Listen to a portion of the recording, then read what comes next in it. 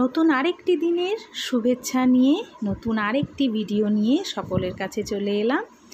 এখানে আমি একটা সুইট ডিশ বানাচ্ছি, যেটা তোমাদের সাথে শেয়ার করি।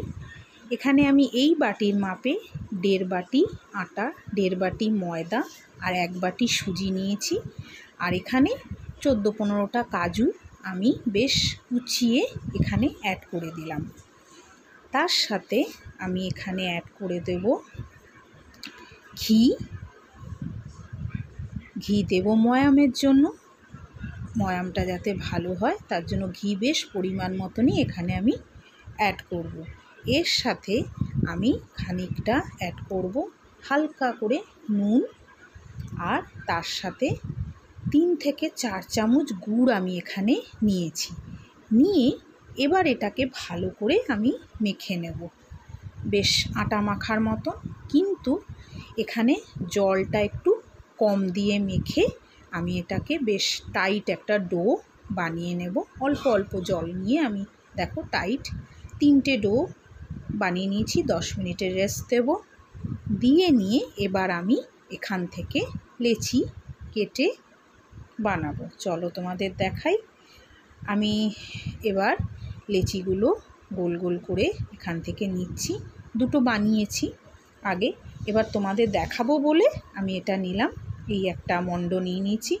যে কোনো শেপ আকার তোমরা দিতেই পারো, লম্বা চৌকো, বাট গোলটাই বেশি ভালো লাগে। তাই এখানে আমি এই ঝাঁঝরিটা নিয়ে নিয়েছি, লুচি ছাকার ঝাঁঝরি। তার পেছনটায় আমি এই ডোটাকে দিয়ে বেশ একটু প্রেশার দিয়ে নিচ্ছি। আর এই দেখো সিম্পল একটা ডিজাইন হয়ে যাচ্ছে।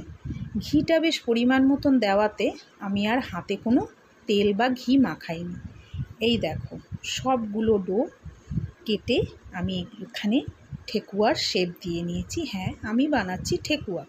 আর একটু ডিজাইনটা যাতে ভালো লাগে তার জন্য কাজুর কুচি কুচি আমি একটু একটু করে মাঝখানে দিয়ে নিয়েছি। কড়াই আগেই বসিয়ে রেখেছিলাম, তেলটা হালকা গরম হয়ে এসছে।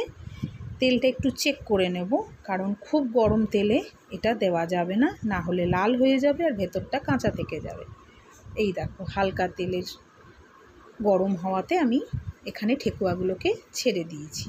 যতটা আমার কড়াইয়ের ক্যাপাসিটি সেই হিসেবে আমি দিয়েছি 5টা করে। উল্টে পাল্টে দিচ্ছি। স্যালো আছেই আমি করছি, না হাই না একদম কম। এখানে আমার ঠেকুয়া রেডি হয়ে গেছে ভাজা। চলো তোমাদের সাথে এটা আজকে শেয়ার করলাম। সকলে ভালো থেকো, সুস্থ থেকো, আনন্দে থেকো। আর আমার চ্যানেলটাকে লাইক, সাবস্ক্রাইব আর শেয়ার করো।